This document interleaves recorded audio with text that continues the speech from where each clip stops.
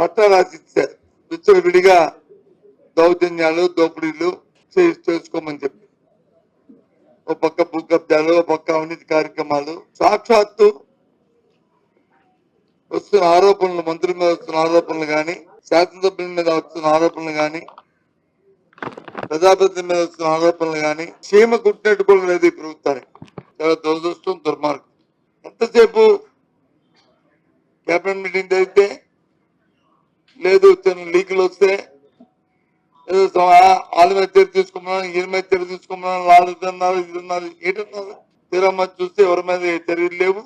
మేము అడుగుతున్న చర్యల కంటే ముందు ముఖ్యం పరివర్తన లేదు. కొన్ని ఏదో చెప్పారు మళ్ళీ మన్నాడు ఆ ఇన్సిడెంట్ ఇంకో ఇన్సిడెంట్ జరగలేదన్నాకి ఏ రోజైతే చెప్తారో సీరియస్ గా ఉండమని ఆ మన్నాడు ఇంకో ఇన్సిడెంట్ ఒకటి కాదు రెండు కాదు ఒక మంత్రి మీద కాదు లేకపోతే ఒకరి మీద కాదు దోపిడీ అయితే భూ కబ్జాలు అయితే మరి అడగలేదు.